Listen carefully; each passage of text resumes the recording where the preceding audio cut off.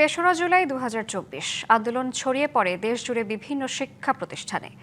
সরকারি চাকরিতে কোটা পদ্ধতি বাতিল সহ 4 দফা দাবিতে দেশের বিভিন্ন বিশ্ববিদ্যালয়ের শিক্ষার্থীরা সড়ক অবরোধ করে বিক্ষোভ করেন। সারা বাংলায় খবর দে, কোটা প্রথার কবর দে স্লোগানে ফেটে পড়ে ছাত্র সমাজ।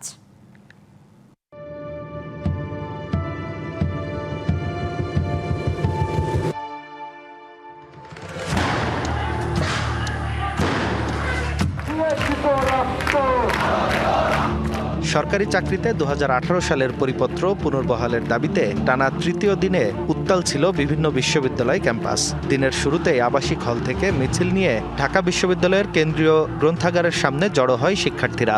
সেখান থেকে টিএসসি, রাজু ভাস্কর্য হয়ে অবস্থান নেন শাহবাগে।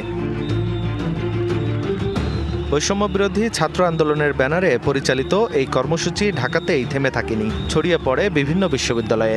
স্লোগানে স্লোগানে প্রকম্পিত হয় ক্যাম্পাসগুলো। এদিন ঢাকা আরিচা মহাসড়ক অবরোধ করে জাহাঙ্গীরনগর বিশ্ববিদ্যালয়ের শিক্ষার্থীরা। জগন্নাথ বিশ্ববিদ্যালয়ের শিক্ষার্থীরা অবস্থান নেন পুরান ঢাকার তাঁতিবাজার মোড়ে। বরিশাল বিশ্ববিদ্যালয়ের শিক্ষার্থীরা কাফনের কাপড় পরে সড়ক অবরোধ করে। একই দাবিতে চট্টগ্রাম বিশ্ববিদ্যালয়, সিলেটে শাহজালাল বিজ্ঞান ও প্রযুক্তি বিশ্ববিদ্যালয় সহ বিভিন্ন প্রতিষ্ঠানের শিক্ষার্থীরা অবরোধ বিক্ষোভে অংশ নেন।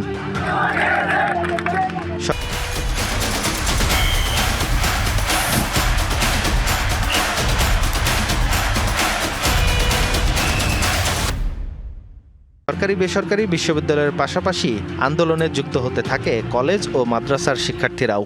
প্রায় 80টার কাছাকাছি স্প্লিন্টার সেল আমার পুরো বডিতে এখানে এখন অবশ্য দাগ নাই অনেক আগের, বাট ছিল মোটামুটি। সাধারণ শিক্ষার্থী এবং সাধারণ মানুষের উপর যে নিপীড়ন, যে অধিকার আদায়ের আন্দোলন, আমরা সেই আন্দোলনে ছিলাম। সেই আন্দোলন থেকে আমাদেরকে নির্বিচারে আমাদের উপরে অত্যাচার করা হয়েছে। কোটা আন্দোলনের পক্ষে স্টুডেন্টদের সাথে যোগদানের বিষয়ে আমরা কথা বলতে থাকি এবং ওই মোমেন্টে ছাত্রলীগ বাহিনী চারদিক থেকে এসে আমাদের উপরে রড, রামদা, আরও দেশীয় যে অস্ত্রশস্ত্র আছে সব কিছু নিয়ে আমাদের উপরে হামলা করে। আমরা তো এমন না কোনো অস্ত্রধারী ক্যাডার বা সামথিং, আমরা স্টুডেন্ট।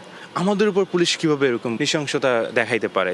শিক্ষার্থীদের নিয়মিত অংশগ্রহণ এবং সমন্বিত কর্মসূচি আন্দোলনকে দেয় নতুন মাত্রা।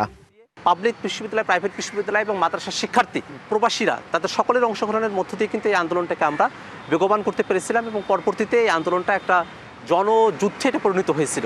তেসরা জুলাইয়ের কর্মসূচির ধারাবাহিকতায় পরবর্তী দিনগুলোতে আরও বিস্তৃত হয় আন্দোলন। এক পর্যায়ে জাতীয় পরিসরে কেন্দ্রবিন্দুতে চলে আসে কোটা বিরোধী আন্দোলন। আঞ্জাম খালেক, ডিবিসি নিউজ, ঢাকা।